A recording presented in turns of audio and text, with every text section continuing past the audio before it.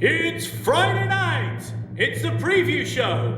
It's the No Nay Never podcast.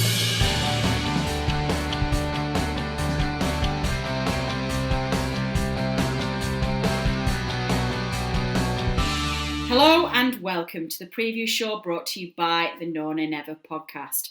I'm your host, Natalie Bromley, but joining me is the main man, the headliner of the preview show, the one and only Dave Statman Roberts. Dave, welcome back. Hello, Natalie. This isn't very good for radio at all, but I've got a picture and I can see a Muppet. What? I can see a Muppet. Ah, it's me. Hi. Okay, no, that is very good for listeners. Yeah, I've got it's a plush toy of animal from the Muppet Show. I've just moved my laptop. We're on video. Yes, we should really publish some of these sometimes. But yeah, he's there to keep an eye on you, Dave, in case you step out of line, as you tend to do on the previous show. He'll keep an eye on you.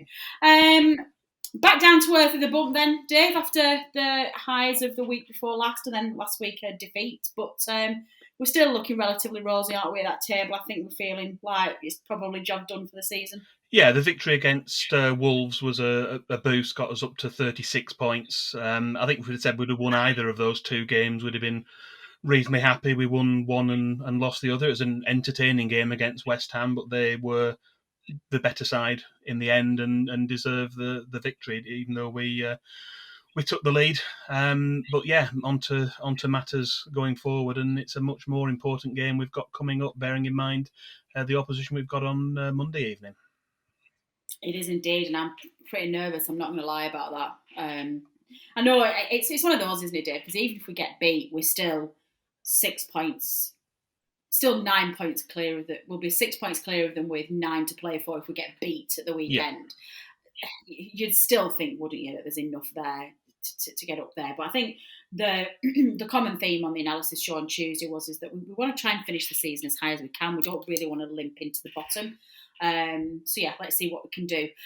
Before we get on to the preview show itself then, Dave, we have a quiz question that we need to give an answer to. Now, it was the end of the last preview show, which was, of course, West Ham United. We posed the following quiz question. I say we, the royal we, you did. Other than Chris Wood, only 3 other Burnley players have scored hat-tricks away from Turf Moor since 2000. But how many of the 3 can you name? Now, I thought this was a bit of a stinker, Dave. I think especially asking for 3 answers. But why don't you put our listeners out of their misery and let them know what the answers were? Yeah, it's quite a rare event for, hat-tricks are fairly rare, and certainly hat-tricks away from home are even more rare, and there have just been the 4 since 2000. Obviously, we're aware of Chris Wood's quite recently. The other 3, though, we're looking for the answer to the question were, we had Adi Akinbaye, first of all. He got a hat-trick against Luton. That was down at Luton in 2005. Andrew Cole got a hat-trick at QPR in 2008. And Charlie Austin was the third one. He scored a hat-trick, I think it was a second-half hat-trick as a substitute. He came on. That was against Portsmouth. And quite a few of you got in touch with the answers. We had several people who got 1 and many more who knew 2. But the only people who got 3 correct were Adam Dennett, who we had a guest a couple of weeks back. He got all 3. As did David Entwistle and also John Robertson. And also Robbie Kopak and Tom Whittaker from our group chat managed to work it out between them. So they wanted I'm not sure we should we allow that if they shared it and got it between them? I'm not too sure. No. Oh, you're being harsh. You're being harsh this week. It's rubbing off on me, Dave. I'm starting to get a little bit of the Dave Roberts in me. No, they can't have a point each when they didn't get the answer. Mind you, that said, you only said that you needed to name one of them to get a point, didn't you? Well, no, it was a general question, and obviously people could guess 1 or 2 or 3, but we're highlighting the creme de la creme who've got all 3 correct. Right, in that case, no. No, okay. We're deleting them. Bye, Robbie. Bye, Tom. See you later. Well, obviously, after leaving you with a couple of 3-part quiz questions for the last couple of episodes, we're going to have a more conventional question for you at the end of the show, so do stay tuned. Opposition stats. And let's delve straight into the reason why we are here, and that is, of course, previewing the Clarets' next fixture this weekend, which is a away tie at Fulham, Monday the 10th of May, 8 p.m. kickoff, live on Sky Sports. Dave, why don't you kick us off, please, with the recent history of this fixture? Well, yeah, as we've done for all the other Premier League games this season, we're taking a look at Burnley's recent games. That's all of those since 2009, either home or away against our next opponents. Like Turf Moor, Craven Cottage is a proper old-school football ground. In common with several other English grounds, it bears the hallmarks of the architect Archibald Leach. Situated near the banks of the River Thames, it's a welcome change from the soulless bowls of some of the newer football stadia in the Premier League. Unlike some of our opponents this season, our paths have often diverged over the past decade, and this is just the fourth season out of the last 11 in which we've played in the same division as Fulham. Both teams were in the Premier League in 2009-10, and the match at Craven Cottage that season ended as a Burnley defeat.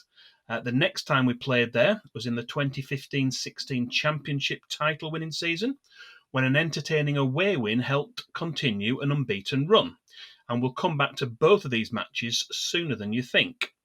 We didn't play there last season, as Fulham was spending another season in the Championship, but early in the 2018-19 season, our third match was away at Fulham and it ended in a 4-2 defeat. In addition, we were also paired with Fulham in this season's FA Cup fourth round. We managed a rare away win in cup competitions with a really quite comfortable 3-0 scoreline in the end. Good stuff.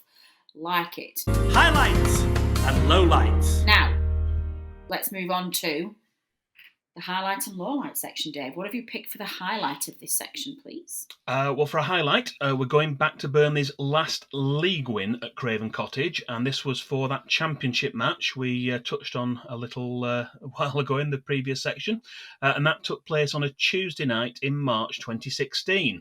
Although a Sam Vokes header gave Burnley an early lead, the Clarets trailed at half-time after goals from Ross McCormack and Moussa Dembele put Fulham back into the lead. But a Sam Vokes penalty and a powerful strike from Andre Gray turned things around in the second half, and Burnley's proud unbeaten run continued. This was match number 13 out of a run that continued right until the end of that season. I think we can all recall the joy that 23 undefeated brought, which culminated in a title-winning victory against Charlton Athletic at the Valley a couple of months later. 23 undefeated. That was a great end to the season. Did you see on social media this week that it was the anniversary of that Preston game, which was just that season, that away tie at Preston? That's right, yeah. The Joey Barton's free kick, wasn't it? The only goal, yeah. Yeah, it was a phenomenal night. And to do it in a local rival as well, and they were like nowhere near the playoffs either. It was, it was some night, was that. I just remember just being packed into that away end at Deepdale and just it being an amazing night. Good times. Oh God, I can't wait till we're all back in the stadium, Dave. Low light then, please. Let's bring us down a peg or two. What have we picked for that? Yeah, we have to mention one. So our low light this week is the match which took place between the two teams in the Premier League in February 2010. After we'd earned a point in a 1-1 draw at Turf Moor earlier in the season, the return fixture at Craven Cottage, like far too many of our away trips that season, was a much more one-sided affair. First half goals from Danny Murphy and David Elm and a Bobby Zamora free kick in the second half ensured a comfortable victory for the home side, as Burnley continued to struggle away from home. We just picked up 1 point from our first 13 Premier League away games up to that point. Is that true? We drew at Man City 3-3. Yeah. That was our only point to that point. And then we only had 3 other points after that. We won at Hull City. We won 4-1 later in the season. They were the only 4 points we got away from home in that first Premier League season. Yeah, I remember it being really poor towards the end of the season, but I don't think I remember it being quite that bad. Fixture Flashback! We're moving on then, and we come to the first of our 2 new features for the second half of the season. We should probably stop saying that, Dave, because they're not new anymore. We've had them for half the season. But it is, of course, our Fixture Flashback feature, which is your chance to get involved on the preview show. Each week, we ask you to send us matchday memories from a particular game from the past against our next opponents to be featured on the relevant preview show. Dave, I feel like there's a drum roll coming. Do we have a feature? We do. This week we have something. We should have got a sponsor for this, I think, but we tried and failed. But when you listen to it, you'll perhaps understand why. This week we have something for our listeners to savour. A tasty tale of a past visit to Craven Cottage, which was sent to us by No Nay Never listener Sam Coleman. So take it away, Sam. My matchday memory comes from the Division 1 fixture at Craven Cottage on the 12th of September 2000. As you can probably tell from my accent, I'm not from Burnley. I've been a Clarets since being a kid. My dad used to take me to the games. He's been a fan since the early 60s.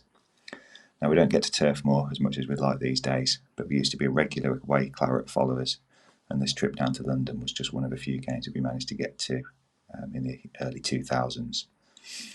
I remember on this occasion arriving at the ground and coming through the turnstiles, emerging onto the old style terraces just as the ground was filling up.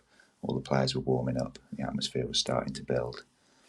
I remember looking around for my favourite players at the time, Andy Payton, Glenn Little, Graham Branch, and they were all preparing for the game. We took our position behind the goal, and I remember being just to the left of the goal posts. A few rows back, we had a decent view of the pitch.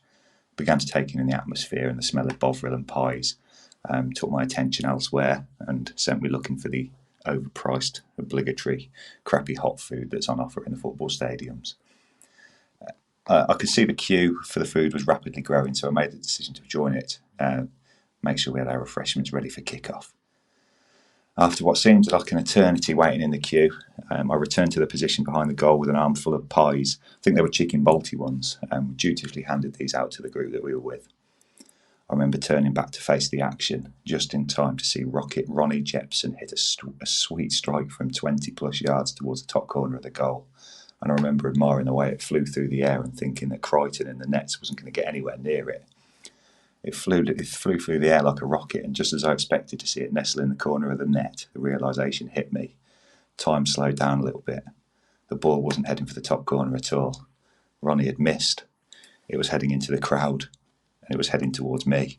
I froze. Everyone around me seemed to scatter, and I stood fixed to the spot with my right hand still stuck in my jeans pocket from where I'd stolen my dad's change from the food order. I tried in vain to shuffle my feet, but by this time I'd already realised that the inevitable was about to happen. I braced myself, thought about protecting the thing most dear to me. I moved my hand to my left, then to the right, but the ball just seemed to follow my movements. It was like it was some sort of heat-seeking missile hurtling towards the hottest thing it could find in the stadium. Then it found its target with a direct and definite hit. It was my chicken balti pie. I looked on in horror as it went hurtling into the air, and everything went silent for a few seconds as I watched it smash onto the terrace floor. The silence was soon broken, though, as a loud cheer erupted from at least 3 sides of the ground. I looked round onto the pitch and saw a very happy-looking Ronnie Jepson with the biggest grin on his face, offering me an apologetic, but I can only help but feeling slightly proud wave. And after being jeered by 3 sides of Craven Cottage, half the Burnley squad and most of the Burnley fans, I contemplated writing off the pie and accepting the loss. But the thought of joining that queue again took over, so I scooped up the pie and ate it anyway. That's my memory of Craven Cottage. Not really football related, but it's something that my dad and I look back on fondly, and we still laugh about it now, 20 years on. The game itself, it started well. I remember a Paul Cook goal giving us the lead on 10 minutes. We lasted till just after half time, and halfway through the second half, and Fulham grabbed an equaliser. And then I remember 2 goals from Louis Saha. Either side of a Lee Bresco red card meant that we left Craven Cottage that day with a 3-1 defeat and no points. But hopefully Chris Wood and Mate Vidri's shooting this week will be a little bit better than Ronnie Jepson's was 20 years ago, and we'll come away with all 3 points this time. Thanks, guys. I can't help it. It's just, it's too funny. That was, I think, Dave, the most brilliant 4 minutes of narrative I think I have ever heard in my entire life. The first time that I listened to it when Sam sent it in, I had tears in my eyes. I was laughing that much, and it just doesn't get any less funny. What an utterly, utterly brilliant rendition. Yeah, thanks again to Sam for that Fulham memory. That's a fantastic one. It was the timing and the build up was brilliant. We hope you enjoyed that as Oh, much as we did. too much. We were crying, weren't we, when we were Oh yeah. listening to it? I was absolutely wetting myself. And then Dave listened to it before me, so then I listened to it because he told me I had to listen to it. And then he was laughing at me and it was just we lost it. We nearly couldn't record, listeners. We lost it a little bit at the beginning. But that is exactly what we wanted from this feature, wasn't it, Dave? That's the kind of stories that we wanted and a bit of entertainment. So why don't we tell our listeners how they can get involved for the remaining few shows this season? Yeah, we would like to hear your matchday memories from any of our remaining fixtures. That starts with the visit of Leeds United to Turf Moor, or you can get in touch to let us know your memories of any of the other remaining fixtures, which are Liverpool at home or Sheffield United away. If you've got any memories from those, then do get in touch. You can DM us on Twitter, that's @NoNayNever, or send us an email, that's podcast@nonaynever.net. And although we're more than happy to read out written submissions, we do particularly enjoy hearing the recordings like the one we had today. And we've mentioned this before, but the easiest website to use, which Sam did use as well, to record your thoughts and send us an audio link is vocaroo.com. That's VOCAROO.com. Totally free to use, no registration required. It's really, really simple. And if we can get some memories for the last 3 games, that'd be really good. There's some interesting games coming up. I'm sure there'll be No Nay Never listeners who'll have some good memories of, or some odd and interesting memories of those games. Yeah, definitely. There's got to be so many. Like I say, although listeners, you've got your work cut out for you now, because I am literally going to be laughing at Sam Coleman's Balti Pie story for the rest of my days. Heroes and villains. Moving on then, Dave, to my favourite section. That is, of course, our heroes and villains, the one I tend to not look at and don't have a sneaky peek at the script, because I like to be surprised and also a little bit nervous to see whether you've gone rogue. Let's start with our hero section, please. Who have you picked for the hero this week? Well, we're going back in time for this week's hero, and although we haven't mentioned it yet, the match we're going to talk about is also Burnley's last top flight away win at Fulham. If I said that Harold Wilson was UK Prime Minister and the song The Carnival Is Over by the Seekers was the UK's #1 single, you would of course know that we're going back to 1965 and the December of that year for an emphatic away win. Burnley were 5-2 away winners at Craven Cottage, and as well as goals from Brian O'Neill and a Brian Miller penalty, the other 3 goals were all scored by this week's hero, and that's none other than Willie Irvine. He finished that season with an incredible 37 goals in all competitions, which remains a club record. The occasion is also notable, as prior to Chris Wood's hat-trick against Wolves last month, it was the last time a Burnley player had scored 3 times away from home in a top-flight match. So for his hat-trick at Craven Cottage, Willie Irvine is our hero this week. That's a good hero. I like that. That's a good one. Okay, deep breath, listeners. Go on, Dave. Who have you picked as a villain? Well, for a change this week, we've got joint recipients of the villain tag, as we've decided to award, if that's the right word, the label to 4 Fulham players, who all have one thing in common. I've done quite a bit of detective work with the assistance of Phil Bird to try and track down details of sendings off in past Burnley matches. You may be surprised to discover that the overall count stands at 378 that we're aware of, with 168 for Burnley players and 210 for opposition players, although it's possible we may have overlooked some. It's still a work in progress. Anyway, there are 4 Fulham players, which we know of, who were sent off in past matches Burnley have played at Fulham. Those players are Bobby Keach in 1964, Mark Pearson in 1965, Peter Marinello in 1979, and Tony Mahoney in 1980. And these are our joint villains for this episode. As an aside, it's also worth mentioning that 2 Burnley players were sent off more recently in matches played in London between the 2 teams, and they were Ian Measham in 1993 and Lee Briscoe in 2000. I like that one. That's a good villain stat, is that, Dave? None of this grass business or generally speaking, national treasures that you decide to tarnish with your villain brush. They're good ones. I approve of those. Moving on then, who is the referee for this weekend's game, Dave? Who's going to be managing in the middle? David Coote of Nottingham will be refereeing his third Burnley game of the season at Craven Cottage on Monday evening. He was in charge for our 3-1 defeat against Newcastle. That was at St James's Park at the start of October. And he was also in the middle at Turf Moor at the end of that month as we lost 3-0 to Chelsea. Prior to this season, Burnley had only lost one of 9 matches that David Coote had taken charge of. But that was the 4-2 defeat against Fulham at Craven Cottage in our most recent Premier League game there in August 2018. The video assistant referee on Monday evening will be Peter Banks. Excellent. Statman Dave's Stat of the Week. And I know you don't want to leave it there, Dave, because you like to spoil our listeners. So why don't you delve into those deep pockets of Statman Dave and let our listeners have your miscellaneous Stat of the Week. Okay, this week's stat is relating to games we've played away from home. Since Christmas, Burnley have played 10 away Premier League games, and we haven't drawn any of them. There have been 4 wins. They were against Liverpool, Crystal Palace, Everton and Wolves, you may remember, and 6 defeats against Leeds, West Ham, Chelsea, Spurs, Southampton and Man United.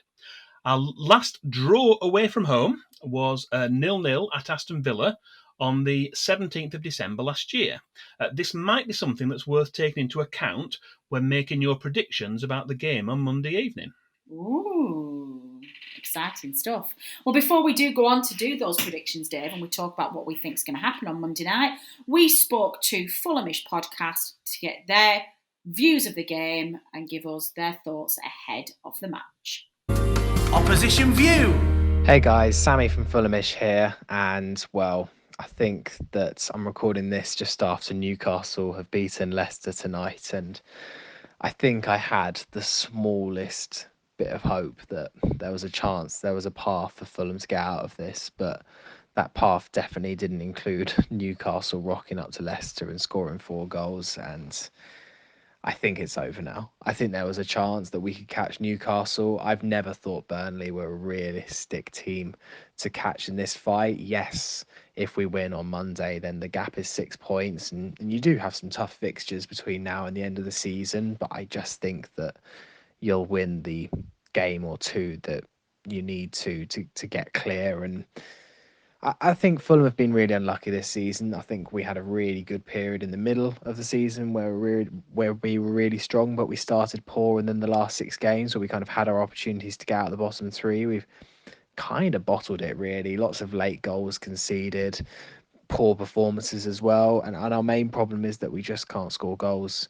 Everyone looks at Brighton as the team that can't finish their chances, but Fulham aren't an awful lot better. And things have gone against us. I think that the gap in the summer for Fulham to sign players between winning the playoffs and the start of the season was extraordinarily short, and we were really dealt a tough hand there. But yeah, it's just been one of those seasons where it felt like everything has gone against us. And to be honest, I almost want to be put out of our misery on Monday against you guys. If you win, then at least we'll have the small amount of comfort of knowing that it's over and we can start properly looking at the Championship next season, because I think false hope is what's killing a lot of Fulham fans at the moment. But we'll see what happens on Monday. Might be an interesting game nonetheless, but who knows? Hope that helps. So, hopefully, Dave, Fulham are feeling like there's no chance left anymore, even if they beat us on Monday, and that the season is drifting away from them. But even though it kind of feels like we're safe, this game's got a feeling of quite a lot of magnitude about it, doesn't it? It does to an extent. It'd be more so if we were on the same points as them. I think we'd be bricking it a little bit more. I think the fact that there is that gap between... there is that gap between us, which gives us a little bit of comfort. But I think from our point of view, we need to get a result, I think, and just basically put it to one side. So there's no doubt, really. I think if we win on Monday, then it's all done and dusted. I think at the moment, you look at the probabilities, it's very, very unlikely that Fulham, even if they beat us, would get enough points for the remaining games to catch us up. But it's just one we don't want to have that discussion. Really, we want to basically get a result. We've done it once already this season. We've been down, we beat them in the cup. So if we could repeat that performance and that result, we'd be more than happy. Do you think we will do though, Dave? I'd like to think that we can go in a positive way. I think we played really, really well at Wolves. I think it'll be. I think they'll still be wanting to fight for everything. Fulham, and they've done quite well. They do struggle to get wins. They've drawn a lot of games, haven't they? They've had games where they've been ahead, and then they've conceded late on and dropped points that way, which is why they've not. Well, why they struggle, I think they've only had something like 5-6 wins all season, haven't they? They've not got the points on the board. Yeah. The performances early in the game have deserved. Well, that quite often happens with teams that get relegated. They do struggle, and that is the difference between the teams that stay up and those that don't. So I think we've got to keep that in mind. And even if we do go behind in the game, realise that they do have this sort of soft underbelly. And if we can keep going at them, then there's still opportunities within the game. But ideally, if we can score first, get a lead and build on that, that'd be even better. And a performance and result like Wolves would be really good. But yeah, if you tie me down for a prediction, I'm going to go for a win, but a narrow one. I'm going to go for a 2-1 win. Ooh, that's not very often that you do. You will pick those wins, Dave. I'm quite impressed. Well, I've seen the stats, you see, because they haven't been an away draw in the last 10, so that's in my thinking as well. That's true. It's not, it's not like you do like to predict a win, a draw where you can. No, it feels uncomfortable for you making you do a win. I'm feeling really confident going into this game. I think that despite the loss against West Ham on Monday, I thought we played really well. We just got beat by a better team. I think. We didn't particularly do anything wrong. It's just there in the top 5 for a reason. And I'm sorry, listeners, I don't really know what's going on in the background in my house here, but those with good earsight can probably hear all sorts of crashing and banging going on in the background. I think there's I'm either getting burgled, listeners, or somebody's doing the washing up. And quite frankly, it's probably more likely I'm being burgled. Oh, so it's that Muppet. If I get banged on the head, yeah, it's that Muppet in the background. So if I get bosh on the head shortly, then Dave is going to have to carry on.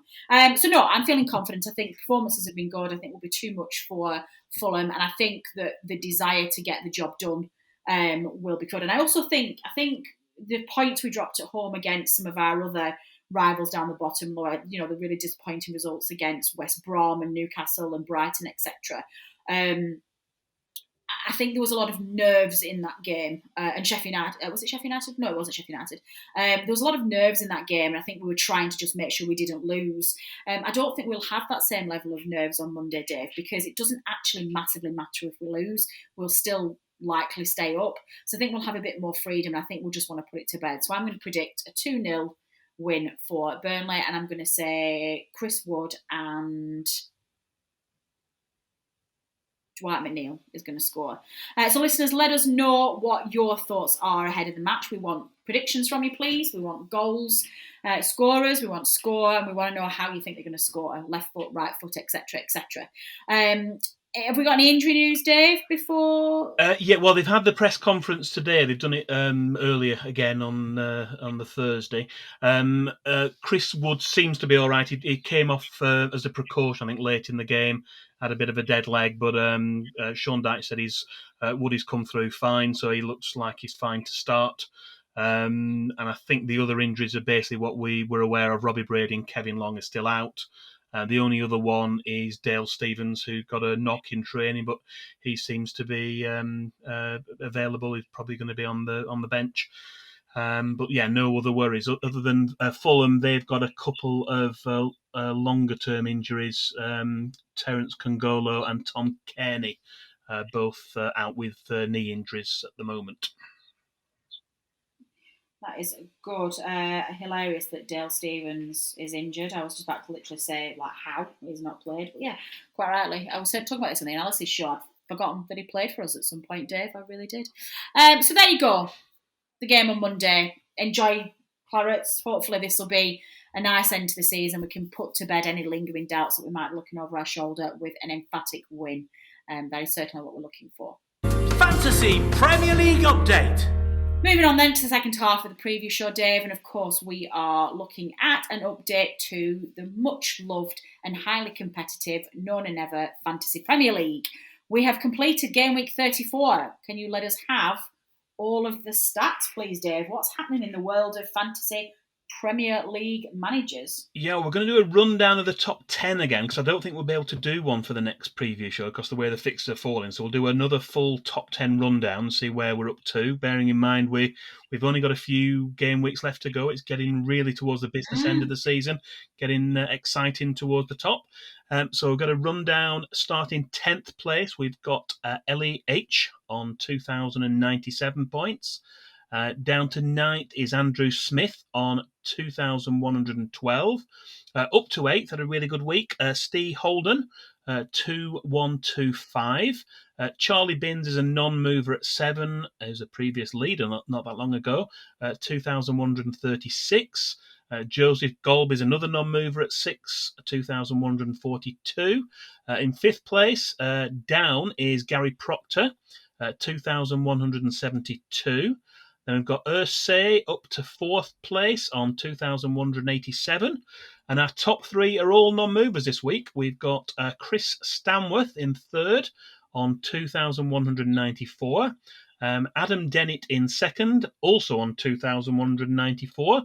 And in 1st place is Sean Danaher, 2,220 points. He's got a 26-point lead, which is reasonable at the top, but still not unsurmountable. Is that a word?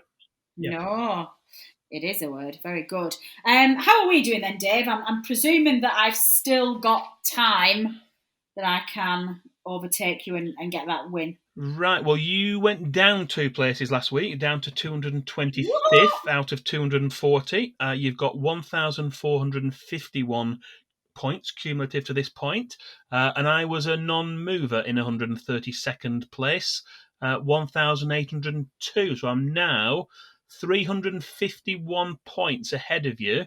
With what have we got? We only really got 3 game weeks left, haven't we? We do, yeah. You're still not conceding? No.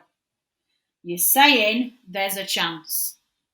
There you go, listeners. I'm shaking Tell my me head. Tell me what film reference that's from. So you're saying there's a chance. For the record, I'm shaking my head.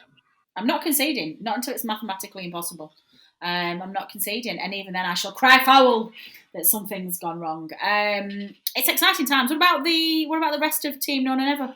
Well, yeah, it's no surprise really. Richard Steele continues to lead the way in our podcasters mini league. He's in 93rd place overall in the overall table on 1,869. So he's only 67 points ahead of me. So there's a lot more chance of me catching up Steely than there is of you getting 350 points back on me in 3 weeks. I've still got all of those magic marker things that I've got to use. I don't really know what I'm supposed to be doing with them. We'll get them used quick then. I will. I think I lost my login the other day as well. I don't really think I know how to get onto the thing, so it's not going that well. It's always next season, Dave, as young Adam Dennett said, taking his advice. He's going to be my lucky charm. Not lucky charm. He's going to be my coach next season. I'm gonna.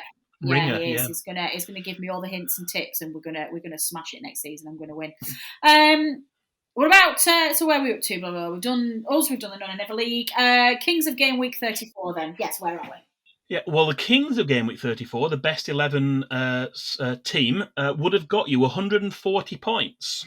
So bear in mind that 140 points is the best you could have possibly got for a week, and you're 350 points behind me. Not conceding. Not conceding. So in terms of those 11 players, we had in a formation of looking like a 3-5-2. We had Sam Johnson of West Brom was the goalkeeper. We had a back 3 of Aurier, Mendy and Johnny Evans. Midfield 5, couple of Spurs players in there, couple of Arsenal players, all London midfield. We had Gareth Bale, Havertz of Chelsea, Son of Tottenham, Aubameyang of Arsenal, and El Neni of Arsenal. And then up front, we had Antonio of West Ham United, boo, and Danny Welbeck of Brighton and Hove Albion. They were our 11 Kings of Game Week 34. Excellent stuff. Well, what are we going to be doing then next week, Dave? Are we Do we have a full update next week? Do we have any hints or tips that we can give to our listeners? Well, we won't be able to do a full update as normal. We've got because of the way the fixtures fall. Our game now with Leeds has been moved to the Saturday. That's now been played on the Saturday instead of when it originally was. That's not the 11th of May. That's the Saturday, the weekend game now. It's the 15th. So there are games on the Thursday evening, so we're not going to be able to get an update. The Fantasy Premier League can't do the update straight away, and it's usually sort of halfway into the following day or beyond when they actually do the full league updates. So we're going to have to do this thing a little bit different for next week's episode. Might be worthwhile maybe trying to get some of our managers towards the top of the table on, see if we can have their thoughts as we go into the last couple of rounds. That might be worth looking at for next week's preview show. I like that. Let's get a little bit of competitive. What's the word I'm looking for? Competition. Just competition. That's probably what I'm looking for. Competitive doesn't really need to slot in there, Dave. We'll just go competition. And then what about some advice to our listeners? What do they need to do for game week 35 if they want to try and maximise those points? Well, it might be a little bit late depending on when they're listening to this, but it is a triple game week for any Manchester United players. The way the fixtures have been rearranged, their game with Liverpool that was postponed has now been shoehorned into the Thursday. So there's now 3 Manchester United games in that week. Now, whether they change their squad around, but it might be worth getting some Manchester United assets in and having them in your team, bearing in mind they're going to play 3 games, and there's other teams that have got 2 games and some that have only got 1. So you can bear that in mind if you're picking your team, making your transfers, or even using the wild card. The wild card allows you to replace your entire team if you've got your wild card left. And you can do that, obviously, to help you get the best players to get more points in the last few games. So it might be worth using that wild card if you haven't done already. So essentially what you're saying is buy lots of United players and use those magical buttons. Possibly, yeah. If you think the United player is going to play all 3 games and be okay in there, certainly a goalkeeper you would expect to be okay within there. Maybe defenders more likely than strikers, although Bruno Fernandes is the highest point scorer overall. But if they've got 3 games, might they rest him for one of those? We don't know, do we? That's true. I don't know why I think at this stage of the season it's going to make any difference what I choose to do. But you can give it a go. Moving on then, Dave. The next of our new features for the second half of the season is the Opposition 3 to Watch, where you pick 3 players who are going to be critical for our next opponents based on their Fantasy Premier League points. So who do we need to keep an eye out for this week, please? Well, they pick themselves, bearing in mind that they're the highest scoring players, but they are. Goalkeeper Alphonse Areola is the top scoring Fulham player with 117 points.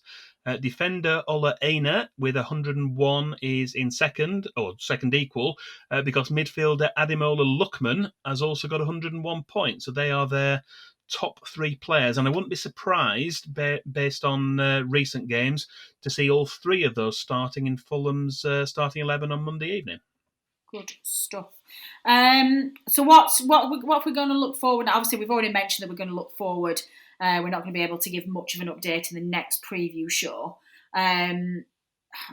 Is there anything that we can give them? Obviously, we're going to try and get something next week, aren't we, in terms of bringing our top 2 on. We've given them some tips about using those magical buttons. I think that's probably it, isn't it, in terms of Premier League updates?